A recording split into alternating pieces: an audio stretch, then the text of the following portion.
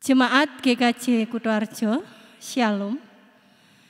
Majelis Jemaat mengucapkan terima kasih kepada jemaat yang berkenan mengikuti ibadah secara online pada saat ini. Jika jemaat rindu memberikan persembahan, dapat ditransfer melalui rekening atas nama Bendahara GKJ Kutoarjo atau langsung ke kantor gereja pada saat jam kerja. Dapat juga melalui pengurus di kelompok dan pepantan masing-masing. Jemaat dipersilahkan berdiri. Mari dengan kerendahan hati kita datang kepada Tuhan.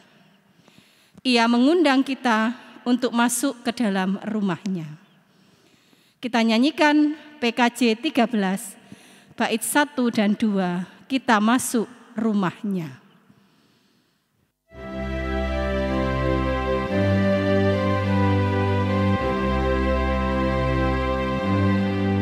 Kita masuk rumah-Nya, berkumpul menyembah kepada-Nya.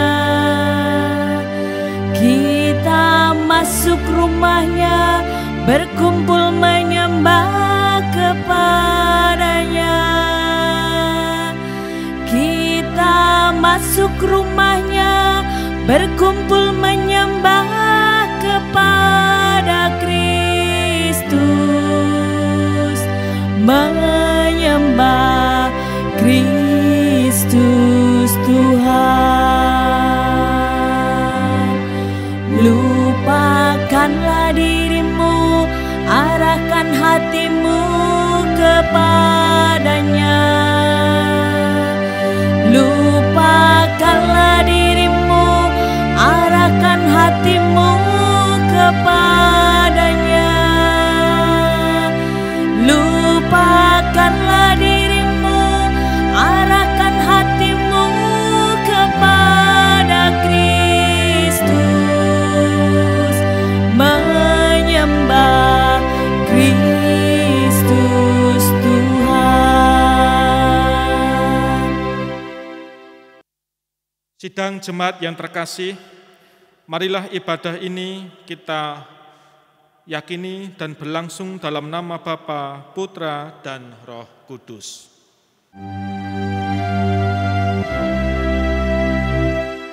Amin, amin, amin.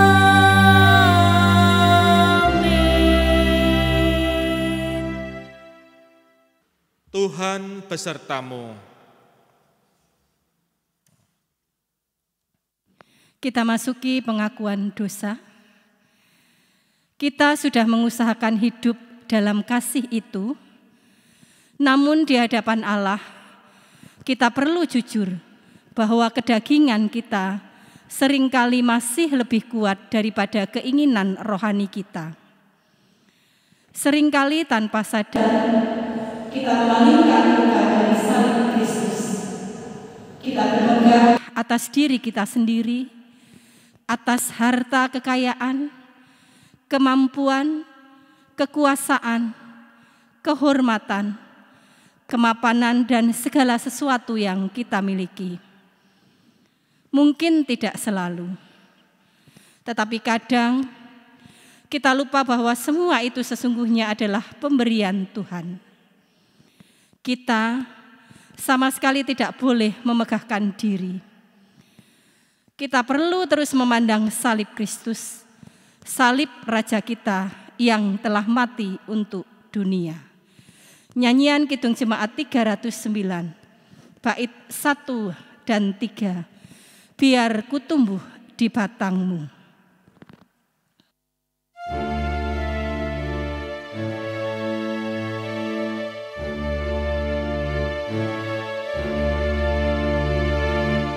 Biar ku tumbuh di batangmu, ya pokok anggur yang benar, supaya kau hidupkan dalam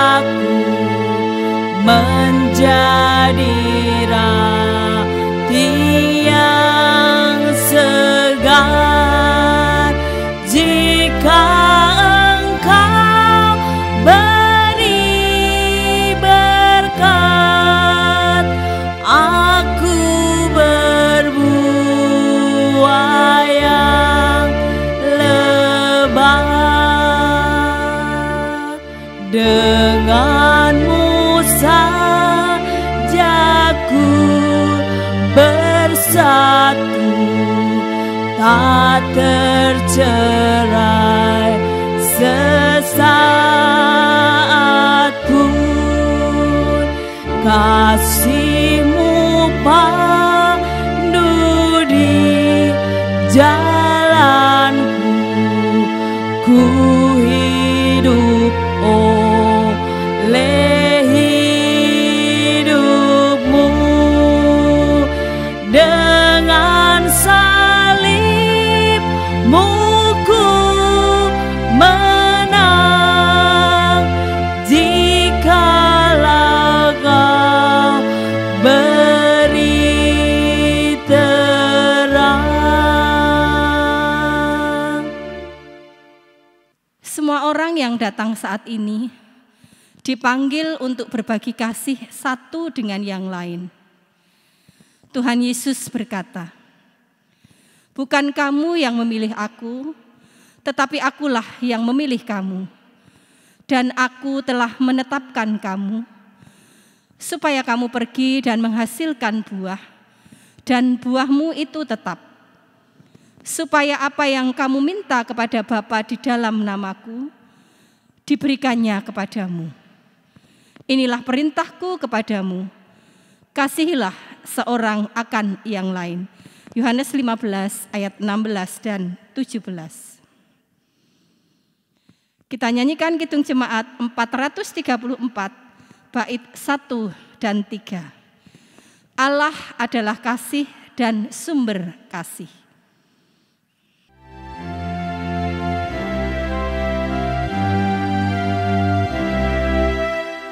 Allah adalah kasih dan sumber kasih. Bukalah hatimu bagi firman-Nya. Allah adalah kasih dan sumber kasih. Bukalah hatimu bagi firman-Nya. Kamu dalam dunia, bukan dari dunia. Kamu dalam dunia, bukan dari dunia. Akulah yang memikul sengsaramu. Allah adalah kasih dan sumber kasih. Bukalah hatimu bagi firman-Nya. Allah adalah kasih dan sumber kasih. Bukalah hatimu bagi firman-Nya. Gandum harus dipendam, baru banyak buahnya. Gandum harus dipendam, baru banyak buahnya. Demikian kasih-Ku di dalammu. Allah adalah kasih dan sumber kasih. Bukalah hatimu bagi firman-Nya. Allah adalah kasih dan sumber kasih. Bukalah hatimu bagi firman-Nya.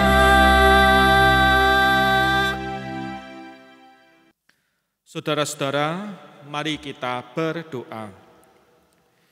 Ya Tuhan, kami datang kepadamu, bersyukur atas hidup yang kami rasakan dan anugerahkan Tuhan kepada kami. Saatnya untuk kami mendengarkan sabda-Mu. Urapi dan berkati hati kami. Dalam nama Tuhan Yesus Kristus kami berdoa. Amin.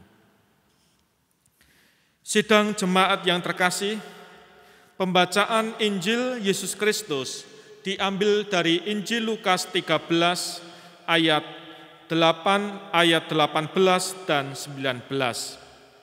Dua ayat saya baca, Lukas 13 ayat 18 dan 19, demikian bunyi firman Tuhan. Perumpamaan tentang biji sesawi dan ragi. Maka kata Yesus, seumpama apakah hal kerajaan Allah, dan dengan apakah aku akan mengumpamakannya?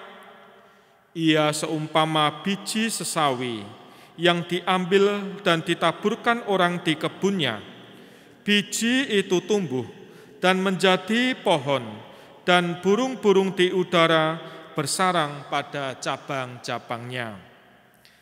Demikianlah Injil Yesus Kristus. Yang berbahagia ialah mereka yang mendengarkan firman Tuhan dan yang memeliharanya. Hosiana.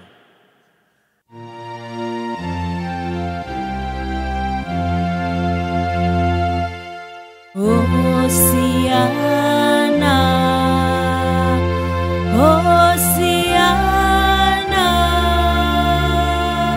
Hosiana.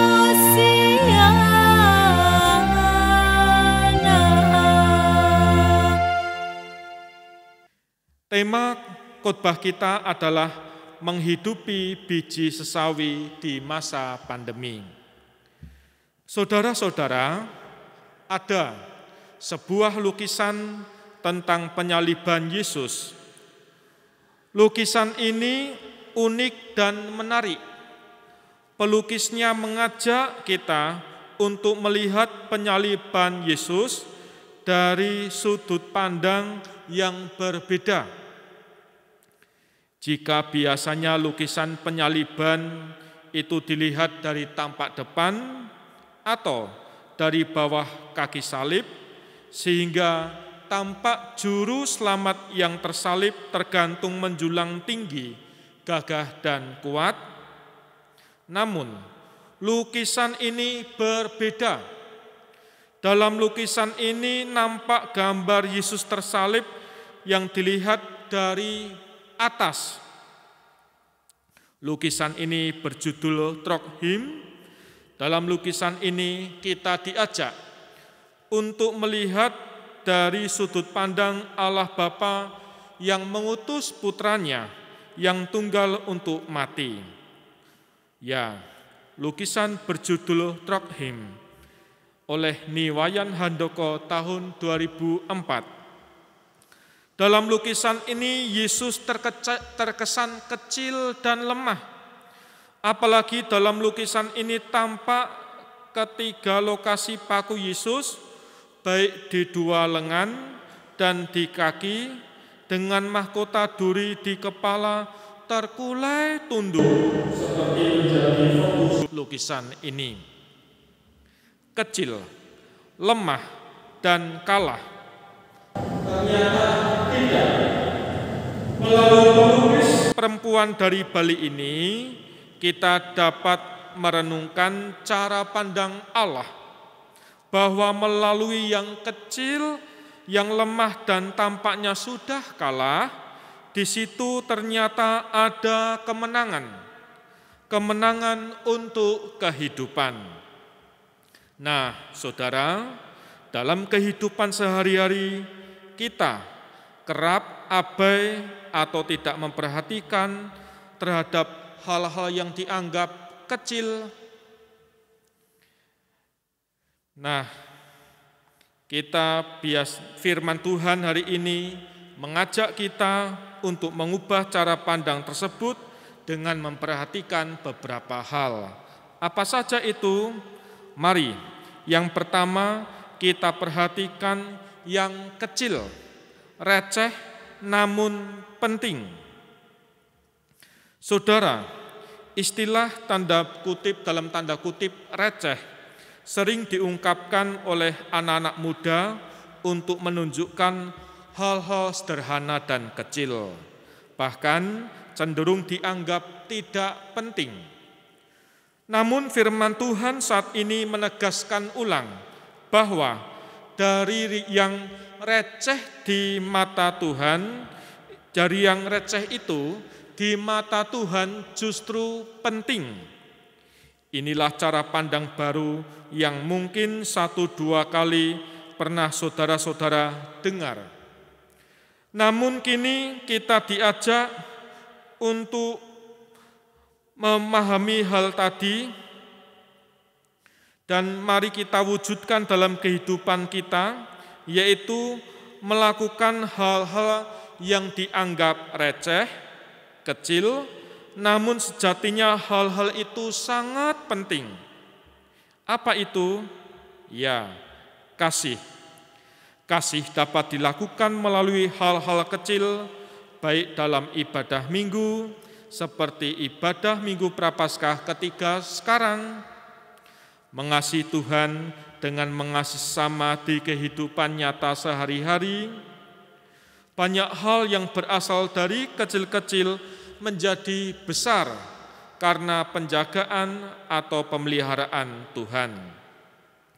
Lukas 13 yang berbicara tentang perumpamaan biji sesawi ini, sungguh pesan ini sangat kuat.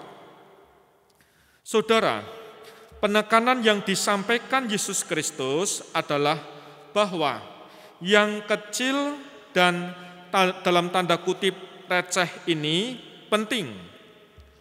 Penulis Lukas menyatakan ajaran Yesus Kristus yang membawa cara pandang berbeda tentang kerajaan Allah, sebagaimana dalam Lukas 13 ayat 19. Ia mengajak para murid untuk mempunyai cara pandang terhadap kerajaan Allah. Sebelumnya, banyak orang menyangka bahwa kerajaan Allah itu tampak hebat, tampak besar.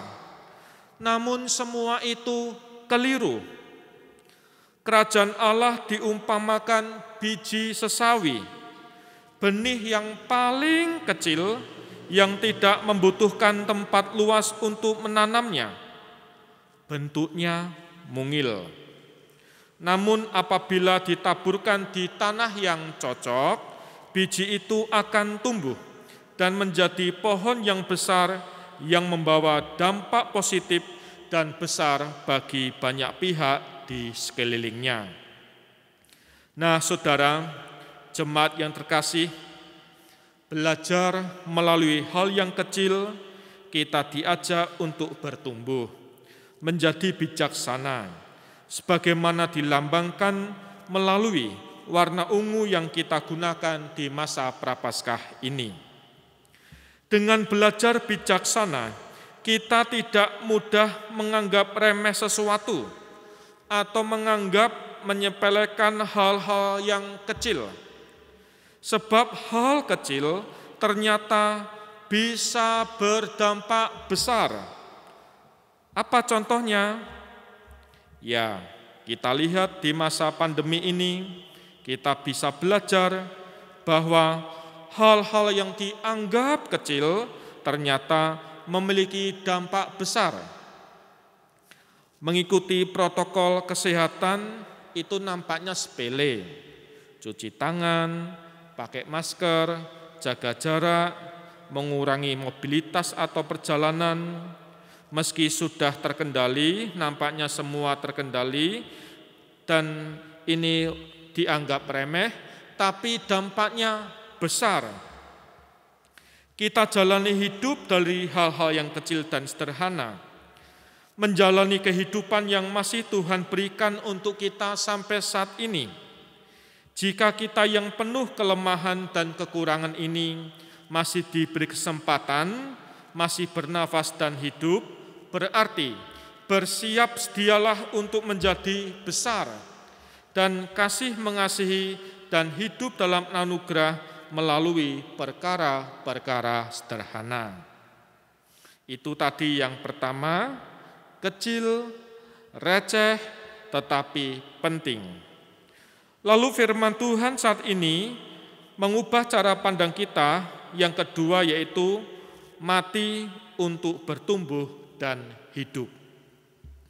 Saudara, kesengsaraan Tuhan Yesus Kristus memampukan kita merenungkan berbagai penderitaan, sebagaimana yang kita alami selama masa pandemi yang telah 2 tahun genap berjalan ini. Mari meneladani dan menghidupi semua yang sudah Yesus lakukan. Yesus rela berkorban, Yesus rela mati, namun bangkit. Ia menang atas maut, Ia menebus dosa-dosa kita, dan memastikan proses penyelamatan Allah untuk kita. Kematiannya, penderitaannya membawa kehidupan kekal. Kita perlu memelihara ajaran kasih, sehingga ada pertumbuhan bersama, baik bersama keluarga, tetangga, sekitar, dan dimanapun kita berada. Kasih Allah bukan hanya untuk individu per individu, tetapi bagi kehidupan dalam segala keadaan. Dalam iman, kasih jangan hanya ditumbuhkan sendirian saja. Mari saudara-saudara, kita menghancurkan egoisme. Dengan keteladanan Kristus, kita dibangun dalam kepedulian dan bersedia bekerja sama, menolong membantu mereka yang kecil dan lemah di kehidupan sehari-hari. Saudara-saudara, salib adalah penderitaan. Itu benar. Namun salib juga seperti perumpamaan biji sesawi. Salib adalah kebaikan yang kita terima dalam kasih Allah. Biji sesawi itu adalah ajaran dan energi kekuatan kasih karunia Allah untuk kita. Sesungguhnya biji sesawi itu adalah diri dan hidup kita. Saudara-saudara, mari kita membayangkan kembali tentang pohon dari biji sesawi. Ia bertumbuh semakin besar dan menjadi tempat berteduh untuk ngadem dan membuat sarang. Kita perlu lebih tekun dan sabar mengasihi banyak orang, sehingga membawa keteduhan bagi sesama. Mari saudara-saudara, menghidupi kasih Tuhan dengan meneruskan damai keteduhan kepada dunia. Mari kita berkata-kata yang baik, bergembira, mengirim, mengetik, baik di WA status, WA grup, Instagram, Facebook, dan media sosial yang lain, yang meneduhkan. Mari kita semakin peduli dan membagi perbuatan-perbuatan kecil, dalam tanda kutip receh kita, yang sebenarnya sepele, mungil, dan kecil, namun pasti akan membawa dampak kebaikan yang besar. Tuhan memampukan kita. Amin. Saat teduh untuk kita. Saat teduh selesai. Jemaat dipersilahkan untuk berdiri dengan semangat bertumbuh kembang seperti biji sesawi. Marilah kita mengikrarkan pengakuan iman kita seturut pengakuan iman rasuli. Aku percaya kepada Allah Bapa yang Maha Kuasa, Khalik langit dan bumi, dan kepada Yesus Kristus, anaknya yang tunggal Tuhan kita, yang dikandung daripada Roh Kudus, lahir dari anak darah Maria, yang menderita di bawah pemerintahan Pontius Pilatus, disalibkan, mati dan dikuburkan, turun ke dalam kerajaan maut. Pada hari yang ketiga, bangkit pula dari antara orang mati, naik ke surga, duduk di sebelah kanan Allah Bapa yang Maha Kuasa, dan akan datang dari sana untuk menghakimi orang yang hidup dan yang mati. Aku percaya kepada Roh Kudus, gereja yang kudus dan am, persekutuan orang kudus, pengampunan dosa, kebangkitan daging, dan hidup yang kekal. Mari kita berdoa. Ya Tuhan, perkenankan kami datang, bersyukur atas kehidupan kami, bersyukur atas kehidupan masa pandemi yang lambat laun dapat diatasi dengan partisipasi dari kami untuk mengikuti program vaksin. Ya Tuhan, berkati anak-anak kami yang saat ini masih menjalani studi online. Dimanapun mereka berada, beri kesabaran, ketelatenan, dan apapun yang diperlukan. Anak-anak kami yang sudah sekolah tatap muka, Tuhan lindungi. Kami orang tua yang masih bekerja, juga Tuhan sertai. Para orang tua, adiuswa, dan pensiunan yang saat ini di rumah dan dimanapun mereka berada, Tuhan kuatkan. Tuhan beri kemampuan menikmati hidup sebagai anugerah Allah. Bangsa dan pemerintah Indonesia juga Tuhan berkati. Beri kebijaksanaan kepada para pemimpin bangsa. Rakyat Indonesia juga demikian. Mau membangun serta mengikuti apa yang menjadi kebijaksanaan aparat pemerintah. Engkau lindungi kami. Dalam nama Tuhan Yesus Kristus kami berdoa. Amin. Mari semakin bersyukur dan merayakan kasih Allah dengan menghaturkan persembahan kita. Firman yang mendasari persembahan dari Mazmur 52 ayat 11. Aku hendak bersyukur kepadamu selama-lamanya, sebab engkaulah yang bertindak.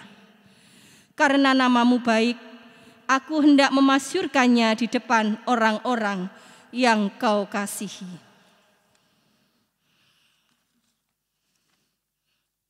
Kita pujikan dari nyanyian Kidung Jemaat 363, Bagi Yesus kuserahkan.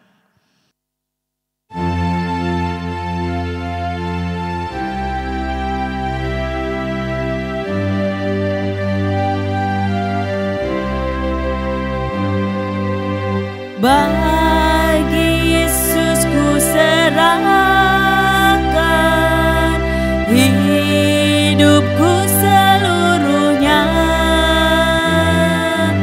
hati dan perbuatanku pun waktuku miliknya. Bagi Yesus pun waktuku miliknya. Bagi Yesus semuanya, pun waktuku miliknya. Kita akan mengaturkan persembahan kita di dalam doa. Semakin dipersilakan untuk berdiri. Mari kita berdoa. Tuhan sumber segala berkat, terimalah persembahan yang kami bawa kepadamu. Inilah tanda sukacita dan syukur kami kepadamu atas segala berkat yang Engkau limpahkan. Berkat yang telah Engkau berikan jauh lebih besar daripada yang kami persembahkan. Mampukan kami untuk selalu bersyukur kepadamu dan mempersembahkan hidup kami kepadamu. Kami berdoa dalam nama Tuhan Yesus yang telah mengajar kami berdoa. Bapa kami yang di surga, dikuduskanlah namamu, datanglah kerajaanmu, jadilah kehendak-mu di bumi seperti di surga. Berikanlah kami pada hari ini makanan kami yang secukupnya, dan ampunilah kami akan kesalahan kami, seperti kami juga mengampuni orang yang bersalah kepada kami. Dan janganlah membawa kami ke dalam pencobaan, tetapi lepaskanlah kami daripada yang jahat. Karena Engkaulah yang empunya kerajaan dan kuasa dan kemuliaan sampai selama-lamanya. Amin. Saudara, kita memasuki pengutusan dan berkat. Jemaat yang terkasih, pulanglah dan lakukanlah firman Tuhan. Lakukanlah dalam hidup sehari-hari, dimanapun, kapanpun, dan kepada semua orang, dan kita menyambut berkat-Nya. Kasih karunia dan damai sejahtera dari Allah Bapa dan Tuhan kita Yesus Kristus, serta persekutuan dengan Roh Kudus, menyertai saudara sekalian. Amin.